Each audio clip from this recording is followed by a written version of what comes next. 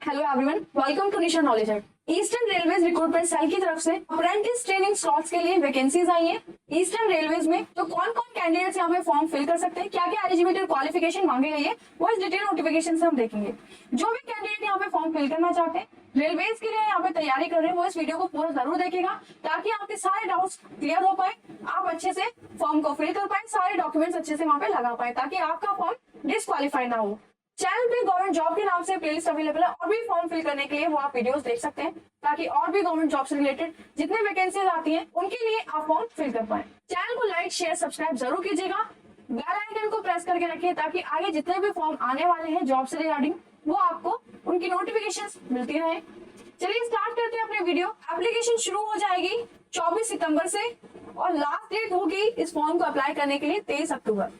Online mode में आपको application करना होगा। ऑफिशियल वेबसाइट पे जाके ही आपको ये लिंक मिलेगा। ट्रेड यूनिट और कम्युनिटी के हिसाब से जितने भी वैकेंसीज हैं उनको सेग्रीगेट किया हुआ है। ट्रेनिंग स्लॉट्स के अंदर जितने भी यहाँ पे वैकेंसीज हैं, जितने भी स्लॉट्स यहाँ पे मेंशन है, उनका नंबर इंक्रीज भी हो सकता है और डिक्रीज भी हो सकता है कि एक्चुअल नीड कितनी है रेलवे एडमिनिस्ट्रेशन में, उसके हिसाब से यहाँ पे ये नंबर घट भी सकता है और बढ़ भी सकता है। इस एडमिनिस्ट्रेशन के पास ये राइट भी है कि वो इस नोटिफिकेशन को भी कैंसिल कर दे, जितने भी ट्रेनिंग स्लॉट्स हैं उनको भी वो कैंसिल कर सकता है। इस तरह की जितने भी डिसीजन है वो सबके लिए बाइंडिंग है, सबको मानने होंगे। जॉब्स के नेम के हिसाब से या जॉब्स के हिसाब से, कैटेगरी के हिसाब से यहाँ पे सारी वैकेंसीज को सेग्रीगेट किया गया है। जैसे यहाँ पे फिटर के लिए वैकेंसी है, वेल्डर के लिए, मैच एमवी और मैच डीएसएल के लिए, मैकेनिस्ट के लिए, कारपेंटर के लिए, पेंटर के लिए, लाइनमैन के लिए, जनरल में, वायरमैन के लिए, इलेक्ट्रीशियन के लिए, mechanic, machine, tool and maintain MMTM के लिए। टोटल पोस्ट यहाँ पे जो है वो 267 है। 4% जो टोटल सीट्स है वो रिजर्व करी गई है डिसेबिलिटीज के लिए, जितने भी कैंडिडेट्स पीडब्ल्यूबीडी से बिलोंग करेंगे उनके लिए। लिवा वर्कशॉप के लिए जो वैकेंसीज आई हैं वो fitter, machinist, Turner, welder, painter, general, electrician, wireman, refrigeration, air conditioning के लिए। टोटल पोस्ट है 249। नेक्स्ट देखते हैं सील्डर डिवीजन में जो वैकेंसीज आई है उसमें इलेक्ट्रीशियन फिटर्स के लिए है, फिटर वेल्डर के लिए, वायरमैन के लिए, इलेक्ट्रीशियन के लिए, मैच रेफ एसी के लिए, इलेक्ट्रॉनिक्स मैकेनिक के लिए वैकेंसीज आई है, वेल्डर के लिए, मैक फिटर के लिए, इलेक्ट्रीशियन के लिए, डीएसएल फिटर के लिए, मैसॉन, सिविल इंजीनियरिंग में मैसॉन, पेंटर, फिटर, ब्लैकस्मिथ और वेल्डर के लिए वैकेंसी है। टोटल वैकेंसी जो आई है 179 है, जो की कैटेगरीज के हिसाब से सेग्रीगेट कर दी है। कंचरा पारा वर्कशॉप के लिए जो वैकेंसीज आई है वो fitter, welder, electrician, machinist, wireman, carpenter, painter के लिए। टोटल वैकेंसीज यहाँ पे 76। सारी ही वैकेंसीज में 4% टोटल सीट जो है वो पीडब्ल्यूबीडी के कैंडिडेट्स के लिए फिक्स कर दी गई है, रिजर्व कर दी गई है। मालदा डिवीजन के लिए जो वैकेंसीज आई है वो electrician, ref and AC mechanic, fitter, welder, painter, carpenter, mech diesel के लिए। टोटल वैकेंसी है 57। एसेंसोल डिवीजन के लिए जो वैकेंसी आई है उसमें fitter, Turner, welder, electrician, mechanical, diesel. Total post है 167। जवाहरपुर वर्कशॉप के लिए जो वैकेंसीज आई है fitter, welder, machinist, Turner, electrician, diesel mechanic. Total post है 268। रिजर्वेशन हर एक कैटेगरी के लिए यहाँ पे मेंशन है। SC, ST, OBC, EWS, PWBD सभी के लिए यहाँ पे रिजर्वेशन है। जितने भी कैंडिडेट्स इन रिजर्व कैटेगरी से बिलोंग करते हैं उन सबके पास उनका कास्ट सर्टिफिकेट, ईडब्ल्यूएस का सर्टिफिकेट, नॉन क्रीमी लेयर का सर्टिफिकेट और पीडब्ल्यूबीडी के जितने भी कैंडिडेट्स हैं उनके लिए जो उनके मेडिकल सर्टिफिकेट्स है वो होने चाहिए, तभी आपको यहाँ पे रिजर्वेशन मिलेगा। ये सारे डॉक्यूमेंट्स आपको वहाँ पे लगाने होंगे, ऑनलाइन ही सारे डॉक्यूमेंट्स आपको सबमिट करने होंगे, ऑनलाइन ही आपको ये फॉर्म फिल करना होगा। एक्स सर्विसमैन के लिए जितने भी कैंडिडेट जितने भी सर्टिफिकेट होते हैं वो आपको लगाने होंगे, एक्स सर्विसमैन आपकी सर्विस के। और एक्स सर्विसमैन जिनके बच्चे फॉर्म यहाँ पे जिनके बच्चे यहाँ पे फॉर्म फिल करना चाहते हैं और उनके पेरेंट्स किसी भी डिसेबिलिटी में पीस टाइम के ड्यूरिंग डेथ हो गई हो तो वो भी यहाँ पे फॉर्म फिल कर सकते हैं।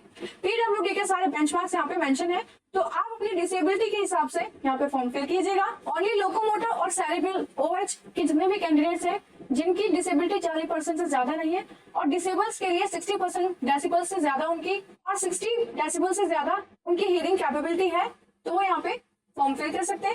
एलिजिबिलिटी कंडीशंस के लिए जो एज मेंशन है वो 15 साल कंप्लीट होनी चाहिए और 24 साल से ज्यादा वो कैंडिडेट्स नहीं होने चाहिए। एज के लिए यहाँ पे आपका मैट्रिकुलेशन सर्टिफिकेट लगाना होगा जो कि किसी भी गवर्नमेंट रिकॉग्नाइज अथॉरिटी से इश्यूड हो। एज रिलैक्सेशन मेंशन है एससी एसटी के लिए 5 साल, 3 साल ओबीसी नॉन क्रीमी लेयर के लिए और जो पीडब्ल्यूबीडी के कैंडिडेट्स हैं उनके लिए 10 साल का यहाँ पे रिलैक्सेशन मेंशन है। एक्स सर्विसमैन के लिए 10 साल। एजुकेशन क्वालिफिकेशन में 10th पास हो रखी हो, 10+2 लेवल के या उससे इक्विवेलेंट जो भी कोर्सेज होते हैं वो आपने कर रखा हो। किसी भी रिकॉग्नाइज बोर्ड से 50% नंबर आपके होने चाहिए।